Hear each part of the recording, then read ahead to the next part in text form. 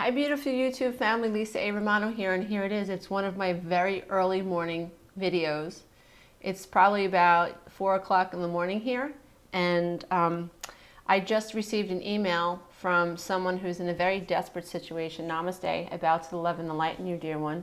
Like so many of us, we're so desperate for information and help, and a huge motivator for me, maybe even probably the only motivator for me to get up so early and to do the work that I do, because I can't do what I do if I don't get up early. I just can't do it. I have to steal hours in the morning to get my work done. And so a large part of, if not the only reason I do what I do, is because I get so freaking excited about the idea of doing something publicly that is able to help make someone out there who feels so hopeless more hopeful. And I can think, I get emotional when I think about it, but I can't think of any other, a better way to spend a life experience than to, I'm getting the goosebumps, than to find a way in 2016 to encourage people to believe in the love and the light that's inside of them, that we were all born with.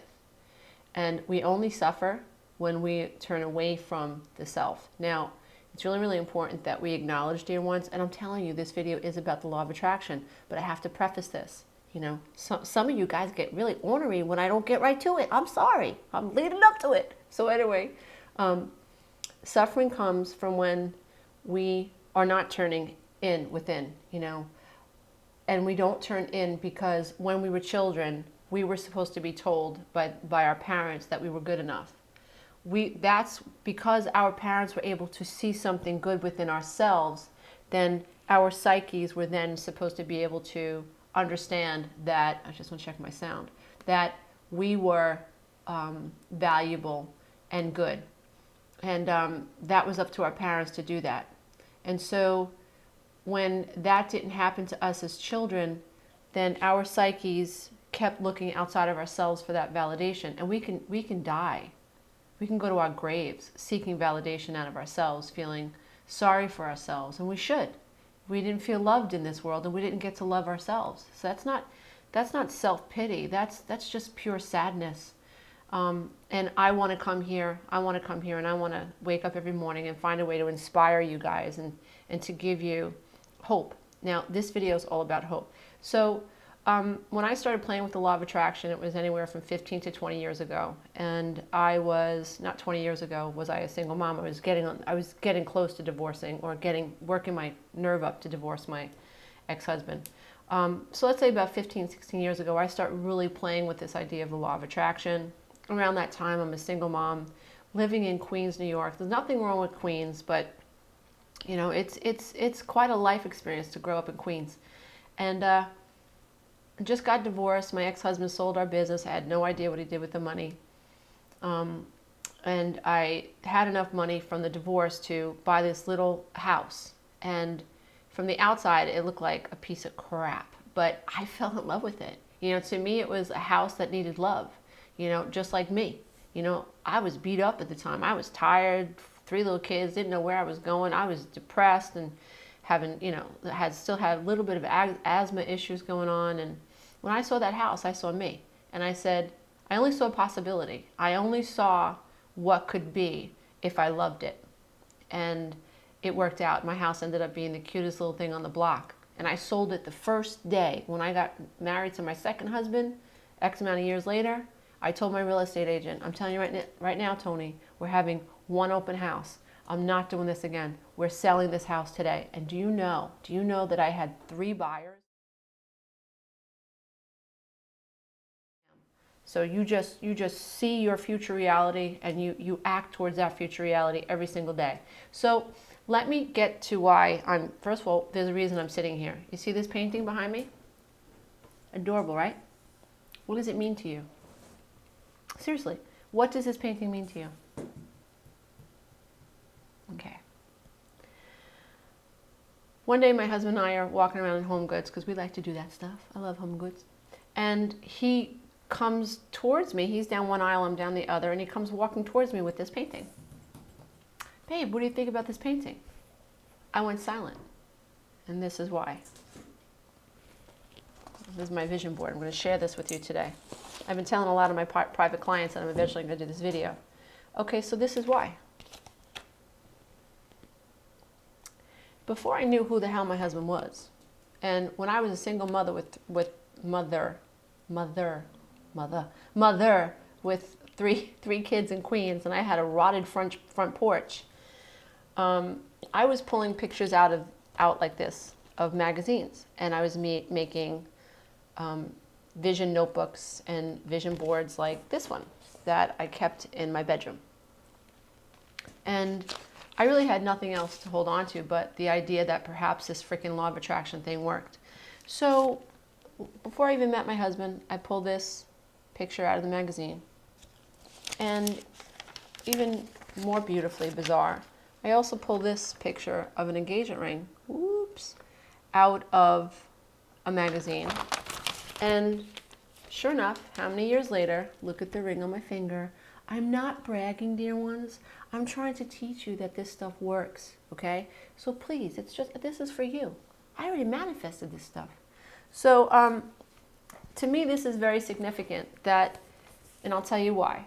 So when you want to use the law of attraction, you must keep in mind, and you're using imagery. Okay, pictures really are worth 1,000 words.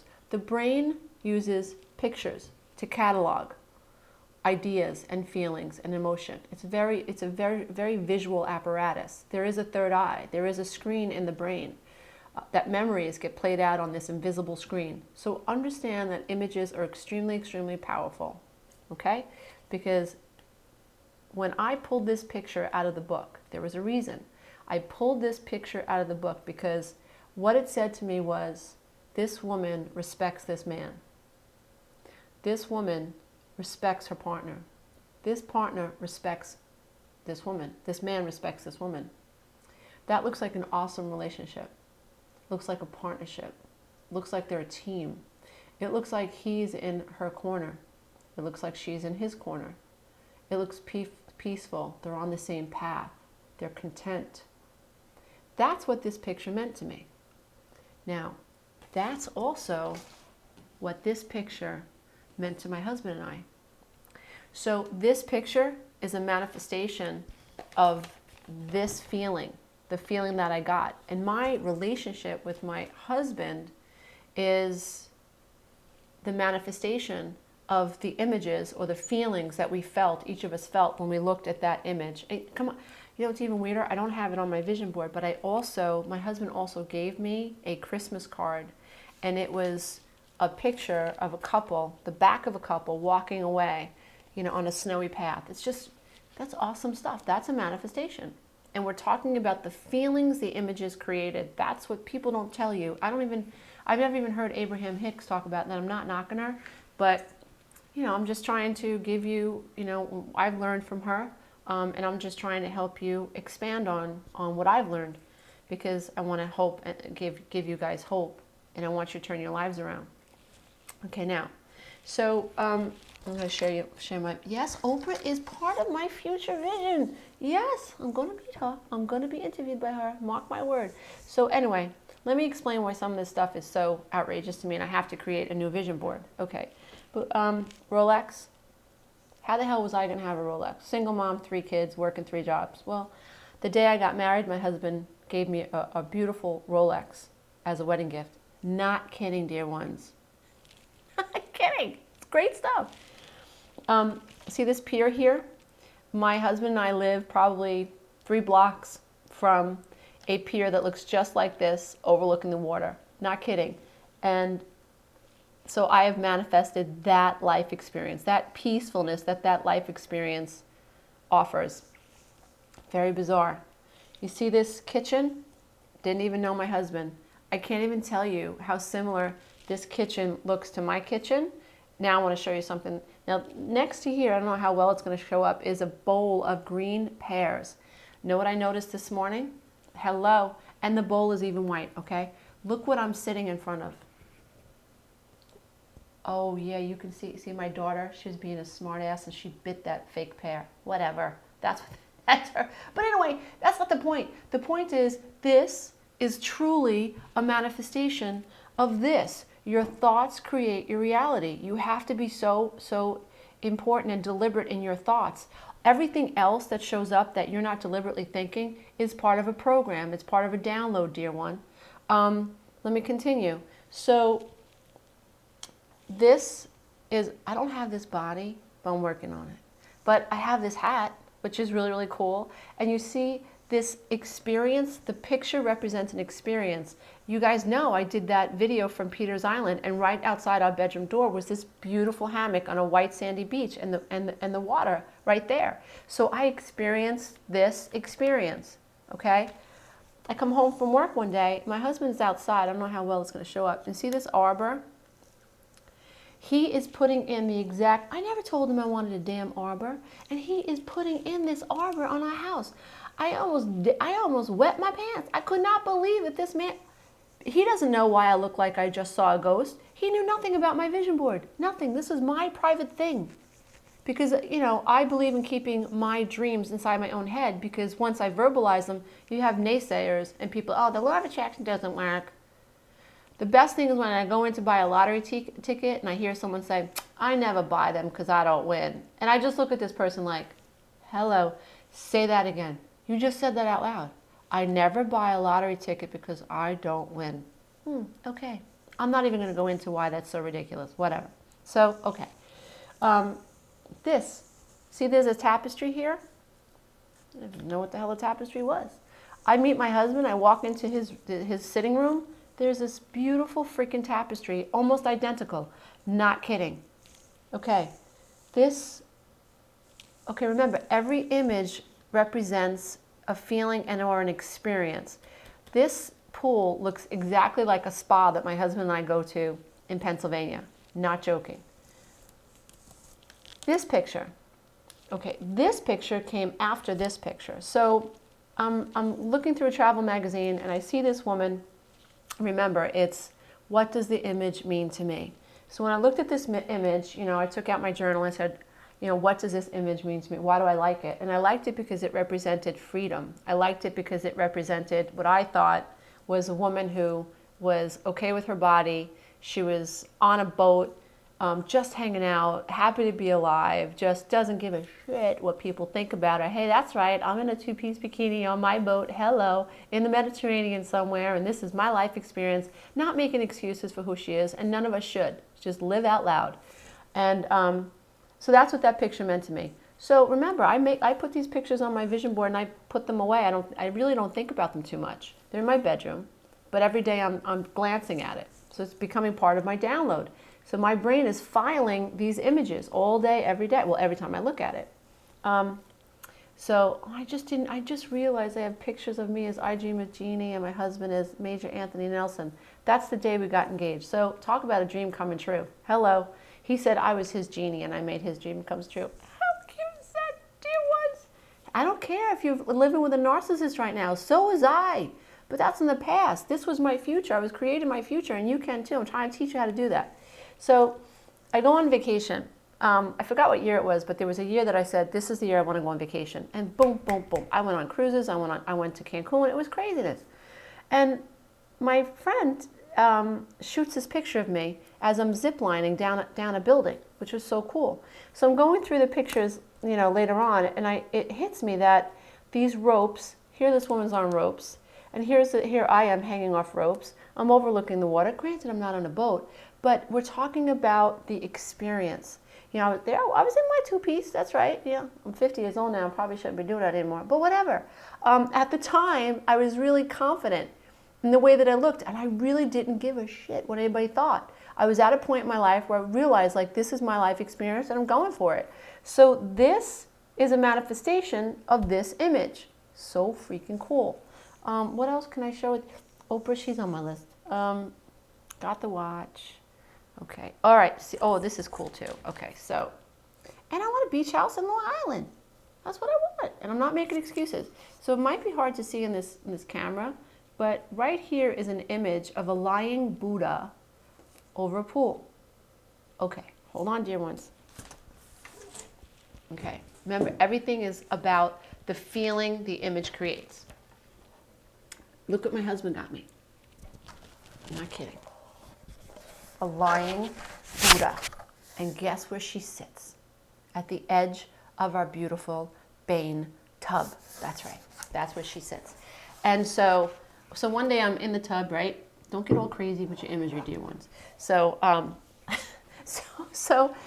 in my tub, and I'm looking at the edge of the tub, and I see the lying Buddha there. And it hits me. And I'm like, oh my God, I manifested this. This is proof that the law of attraction is working all day, every day.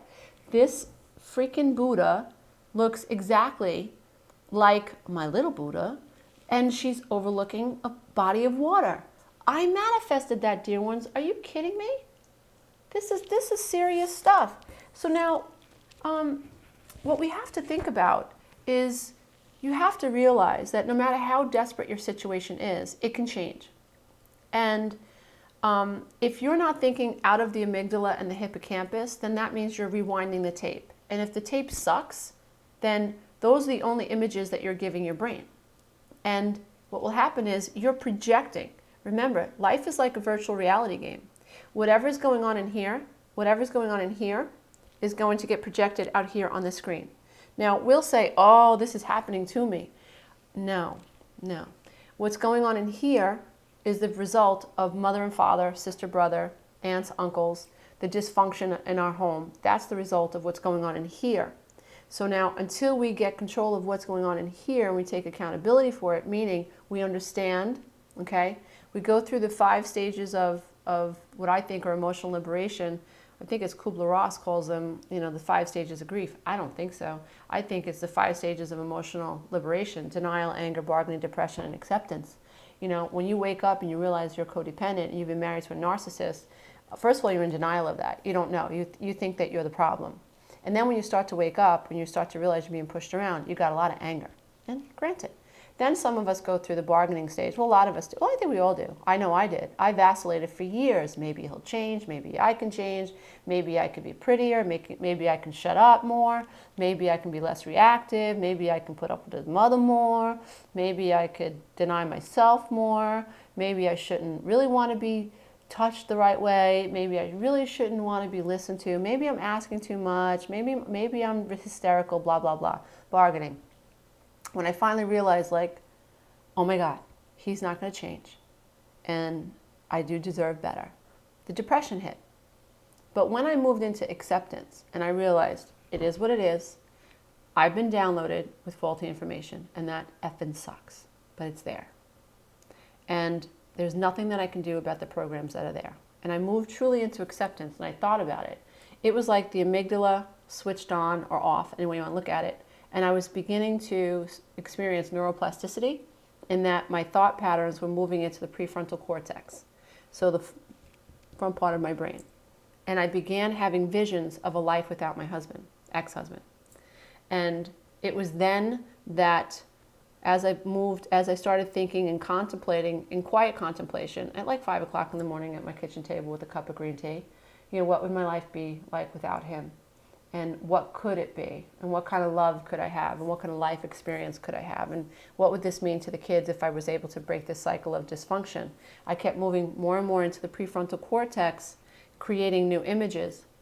And as I began to create new images in my mind about a future, that's when my life began to open up.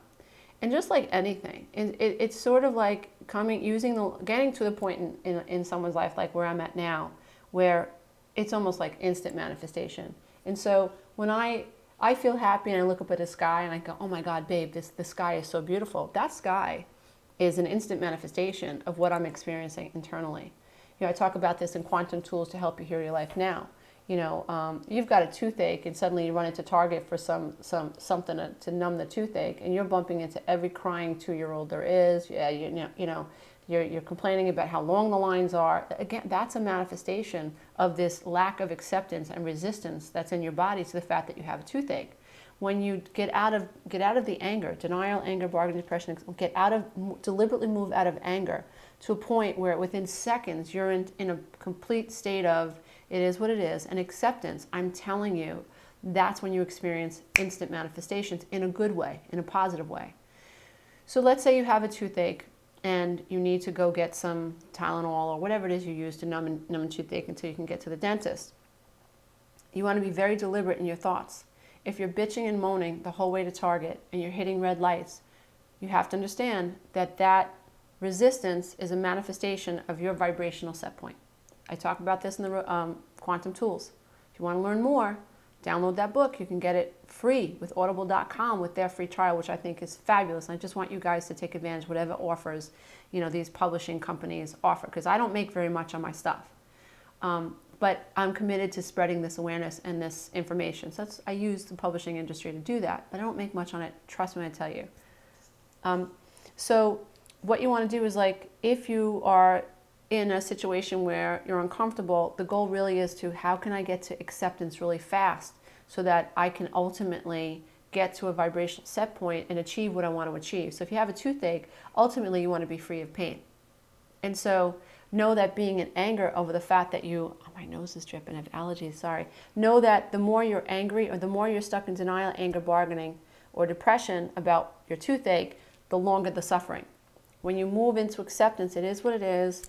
What do I want to experience? Ultimately, my goal is to experience relief. And that's the strategy step I teach in my workshops and my workbook that's on my website is 1, 2, 3.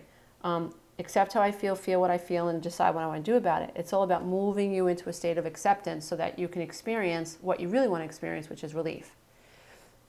Once you start using this type of a template for early codependent recovery, especially extracting yourself from a narcissistic, unsalvageable marriage, then you can start doing what I'm doing and have fun with it. Now it becomes fun. In the beginning, it's tough. I need to get out of my marriage, so I need to find a house for me and my kids. That's tough, but you can still come into alignment with it. Okay, I'm getting divorced, I need to find a house, and I want to be not in resistance of what I need to do next. So there is a time factor, and it is bumpy in the beginning, but if you hold on, if you never give up, 15 years, God willing, will come for you. And in 15 years, you could be a better manifester than I am. I mean, it's true. It's all about staying focused and understanding what your end goal is. My life continues to evolve. YouTube has been awesome for me. I reach so many people now, and I'm so blessed. And I've just did a video with Mr. Ross Rosenberg, and another one will be released next week. And we're doing a webinar. Please, dear ones, sign up February 13th. Talk to me. Talk to Mr. Ross Rosenberg. Give us your tough questions. February 13th, 2016. I'm going to leave a link on the bottom of this video, and I'll leave an annotation on this video somewhere about the seminar. You get to ask us tough questions, and it's not expensive to do that, but we have to pay for the cost of what it costs to stream the video live. So I hope that this video has helped inspired you. Anyone out there new to my work that just wanted to learn a little bit more about the law of attraction, and hugs and kisses to those of you who follow my work and look to me for some guidance and some hope. I really hope that me sharing this very personal, very, very personal piece of my life with you continues to offer you hope. Because that's the way. Remember, the goal is for me to inspire you so that you can raise the vibration in your own being, affect your children, and affect the planet globally. And when we do that in large, large numbers, we make a difference. Things change. The world changes. The world changes when you change the world that you live in, which is the way you see yourself. So, dear ones, I truly bow to the love and the light that is in you. And remember, suffering only happens when you stay blind and in denial. Think about those 5 stages. When you stay in denial of your divinity, you suffer. But when you move through those stages and you accept the divinity that is within you, the world opens up. Suddenly you're in contact. I'm getting goosebumps again. Suddenly you're in contact with the light and the love that is within you. And guess what? People begin to see that love. They say, well, what are you doing? Did you lose weight? You in love? What happened? And they'll see it. And then as you set boundaries for yourself and you no longer permit people in your life that hurt you, guess what? You rise and you rise and you rise, and you eventually start attracting better quality of people who can actually reflect love back to you. So it's just awesome stuff. It's an awesome ride once you figure out how to do it, dear ones. So I bow to the love and light in you, and thank you so much for joining me. And hello, it's 5/8 right now. Oh, it's early, dear ones. It's early. Ciao.